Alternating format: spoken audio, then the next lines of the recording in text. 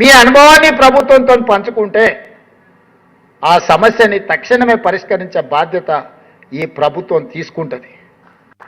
ఈరోజు మీ ఆరోగ్య భద్రత కావచ్చు, మీ రిటైర్మెంట్ బెనిఫిట్స్ కావచ్చు, మీ శాలరీస్ కావచ్చు, ప్రమాదవశాత్తు ఏదైనా జరిగితే, జరగరాని దురదృష్టకర సంఘటన జరిగినప్పుడు ఈ ప్రభుత్వమే ఒక కుటుంబ పెద్దగా వ్యవహరించి మీ కుటుంబాన్ని ఆదుకునే మంచి ఆలోచనతోని ఈరోజు ఈ కార్యక్రమాలన్నీ కూడా తీసుకొని ముందుకు వస్తున్నాం.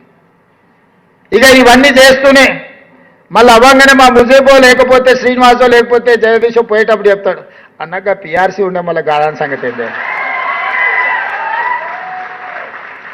గ్యారెంటీగా పోయేటప్పుడు అంటాడని నాకు నమ్మకం ఉన్నది.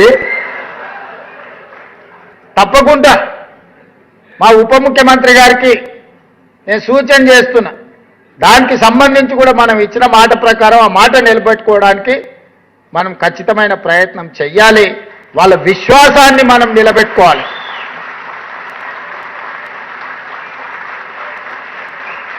మీ విశ్వాసమే మా బలం.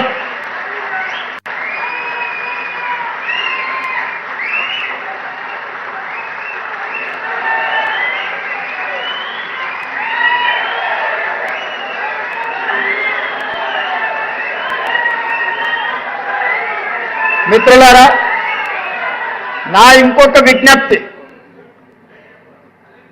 రోజుకొక గంట మనం అదనంగా పనిచేద్దాం. మనం ఏం బిల్లులు పెంచుతలేం, కానీ మన కట్టాల్సిన పన్నులు కొంతమంది కట్టగుట్ట తప్పించుకుంటున్నారు. తప్పించుకునేటోళ్ళని పట్టుకునే బాధ్యత మీదే, నాదైతే కాదు. ఆదాయాన్ని పెంచండి. ఆ పెంచిన ఆదాయాన్ని మీ అవసరాలు తీర్చడానికి నేను ఉపయోగిస్తా అని చెప్పి నేను మీకు మాట ఇస్తున్నా. ఈ మధ్యలో మా జిఎస్టీ ఆదాయం పెరిగింది. మా శ్రీనివాసరెడ్డి గారు స్టాంప్స్ అండ్ రిజిస్ట్రేషన్లు కొంత ఆదాయాన్ని పెంచిండు. ఇంకొన్ని శాఖలలో మా ఆదాయం పెరిగింది. ఏది కూడా వృధా చేయకుండా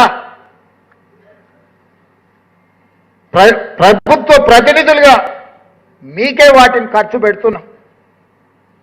ఇవాళ ఇందిరమ్మ ఇల్లు చిన్న ఆరోపణ లేకుండా 4.5 లక్షల ఇందిరమ్మ ఇల్లు పేదవాళ్ళకి ఇస్తే దాదాపుగా 7 నుంచి 8 వేల కోట్ల రూపాయలు లబ్ధిదారులకు పంచిపెడితే అనా పైసా అవినీతి జరగకుండా చిన్న ఆరోపణ లేకుండా ఈరోజు ఆ పథకం అమలు జరుగుతుందంటే అందులో మీ శ్రమ లేదా? అడిగిన ప్రతి పేదవాడికి రేషన్ కార్డు అందించిందంటే అందులో మీ సేవ లేదా? 3,28,00,000 పేదలకు 6 కిలోల సన్న బియ్యం అందిస్తున్నారంటే అందులో మీ సేవ లేదా? 47 లక్షల కుటుంబాలకు 200 యూనిట్లు ఉచిత విద్యుత్తును అందిస్తున్నామంటే అందులో మీ సేవ లేదా? 55 లక్షల కుటుంబాలకు 500 రూపాయలకే సిలిండర్ అందిస్తున్నామంటే అందులో మీ సేవ లేదా? ఈరోజు నర్సరీ నుంచి 12th క్లాస్ వరకు విద్యా ప్రమాణాలు పెంచి బ్రేక్ఫాస్ట్ లంచ్తో సహా నాణ్యమైన విద్యనే కాకుండా పౌష్టికాహారంతో ఈరోజు పేదలకు బుక్కడు బువ్వ పెట్టగలుగుతున్నాం, బ్రేక్ఫాస్ట్ పెట్టగలుగుతున్నాం అంటే అందులో మా ఉపాధ్యాయుల చొరవ లేదా? ఇవాళ స్వయం సహాయక సంఘాలకు 67 లక్షల మంది మా ఆడబిడ్డలకు 60,000 కోట్ల రూపాయల బ్యాంకు రుణాల లింకేజ్ ఇప్పించి 2,000 కోట్ల రూపాయలు సున్నా వడ్డీ పేరు మీద చెల్లించిన దాంట్లో మీ శ్రమ, మీ కృషి లేదా? 1000 మెగావాట్ల సోలార్ విద్యుత్ ఉత్పత్తి స్వయం సహాయక సంఘాలకి ఈరోజు అందిస్తే అవి అమలు చేస్తున్నది మీరు కాదా? ఇవాళ సోలార్ విద్యుత్ అదాని అంబానీలతో మా ఆడబిడ్డలు పోటీ పడుతుందంటే అందులో మీ కృషి లేదా? మహిళలు గృహలక్ష్మి మహాలక్ష్మి పేరు మీద బస్సులో ఉచితంగా ప్రయాణమే కాదు, ఈరోజు మా మిత్రుడు పొన్నం ప్రభాకర్ గారు 1000 బస్సులను ఆడబిడ్డలను యజమానులను చేసి బస్సులో ఉచితంగా కాదు బస్సులకు మేమే యజమానులమని ఈరోజు పథకాలు అమలు చేసి ఆర్థికంగా కాళ్ళ మీద నిలబడుతున్న మా ఆడబిడ్డలకు అందిస్తున్న ఈ బ్యాంకు రుణాలు 0 వడ్డీ అందులో మీ కృషి లేదా? ఇలా చెప్పుకుంటూ వెళ్తే నిర్ణయాలు మేం చేసి ఉండొచ్చు, కానీ అమలు చేస్తున్నది మీరే కదా. మీరే కదా అమలు చేస్తున్నది పథకాలు ఇవ్వాలి. ఈ ప్రభుత్వానికి మంచి పేరు వచ్చితే అది మీ వల్లనే అని నేను సంపూర్ణంగా విశ్వసిస్తున్నా.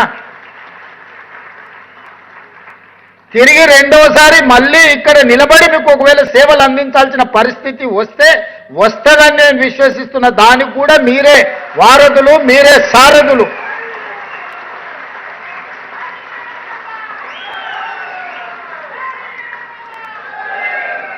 ఒక ప్రభుత్వానికి ప్రజలకు అనుసంధానకర్తలు, ఒక ప్రభుత్వం యొక్క ఇమేజ్ బిల్డింగ్ ప్రాసెస్లో బ్రాండ్ అంబాసిడర్సే మా ప్రభుత్వ ఉద్యోగులు.